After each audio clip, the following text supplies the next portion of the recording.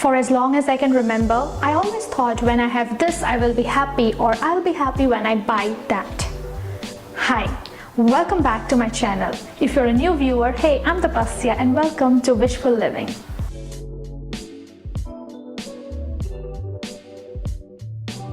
I don't exactly know how or when I started having this idea that the more I possess or the more I consume, the more happy, satisfied and accomplished I will feel. I guess this need of owning things started when I was in college, and it kind of grew after I started to work, because now not only was I on my own, but I also had the financial freedom to make buying decisions. Liberating, right? Well, not exactly. Turns out the more I purchased, the more I wanted. Oh, I have brought this dress, now all I need is a pair of shoes to go with it and I will be sorted. How I wish sorting life was as simple as just owning more stuff. If this sounds relatable to you, don't worry, it is not entirely our fault. It is partly because of the consumerist wave that started around 60 to 70 years back, but have gained the greatest momentum in the last few decades due to reasons like rising income, frequent launches of electronics, ease of shopping from e-commerce platforms, constant sale at retail outlets and online stores, and of course, social media. All of this makes us believe that the way to a good life is attainable only through a goods life, which is by earning more money that would allow us to buy more products that would lead us to live a life where we are more happy, loved or respected. I mean, just look around. Wherever we look, we are exposed to something or somebody trying to make us buy more stuff. When I was moving from Gurgaon to Mumbai 2 years back, I realized the amount of stuff I had accumulated over the last 4 years. It was crazy. What was crazier was that I didn't remember the last time I used half of those things. Yes, that's right. That was when I knew it is high time to be more mindful of my buying decisions. As I began making more conscious purchases, I started liking the idea of owning less, more and more. So I started digging deeper into it and I came across the concept of minimalism.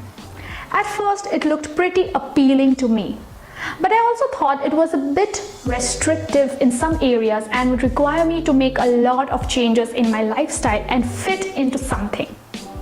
I was not okay with the idea of doing things just to fit into something. Been there, done that. Didn't want to get into that again. So I got back to thinking that why I was even considering this in the first place. The answer was simple. I no longer believed that consuming more was making me happy or adding value to my life in any way. I wanted to reduce clutter, save more money and simplify my life. That's it. And I thought I did not need to be a minimalist to do that.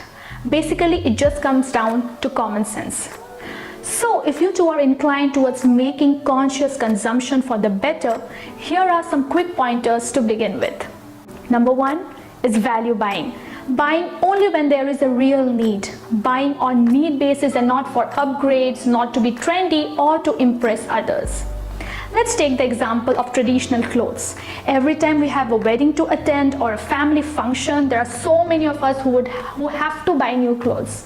The reason we give is, I have already worn this outfit in the last wedding, or I already have pictures in this outfit. But is that really a good enough reason to purchase more clothes?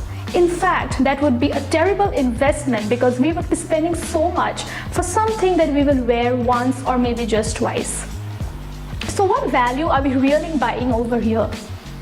Instead, shouldn't we purchase something we really need, something that has more utility, whether it's electronics, appliances, furniture, even clothes for that matter? Also, before we forget, this would also give us the financial benefit of saving a few bucks, maybe even bring down our credit card bills. So, a win-win situation. The second thing is decluttering. This means getting rid of the things that have limited utility or are no longer useful. The less clutter we have in our surroundings, the lesser clutter we will have in our minds. Less room for worry and more room for better productive thoughts. I have already spoken about the concept of less being more in one of my previous videos. So if you want to know more about it, I will leave a link to that video in the end of this video, and I'll also leave a link in the description box below. Yes. The third thing is maybe we can be more aware of the things that really matter. Not all happiness comes from more consumption. There are a lot of other things, at times invisible and intangible things that make us smile more. Things like traveling or dancing or time out for some volunteering work. So maybe we invest more in experiences, because I think I don't remember that expensive wallet I bought that one time.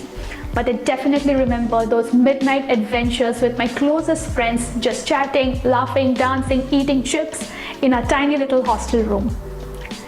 And finally, while thinking about ourselves, let's also think a little more consciously of the environment. I know we all are aware of the impact we are creating on our natural environment, so there is no need to get into that.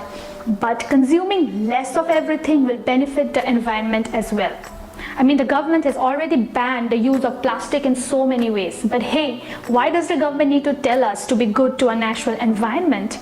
We are educated and aware enough to know that on our own, aren't we? Having said all of this, my intention is definitely to not promote giving up stuff and becoming a minimalist right away. That is too overwhelming and also impractical on so many levels. But I guess we can start by taking a few slow steps and make some small conscious choices every day to purchase more consciously, consume more mindfully, and live more purposefully. I bet it will be as rewarding to you as it has been for me till now.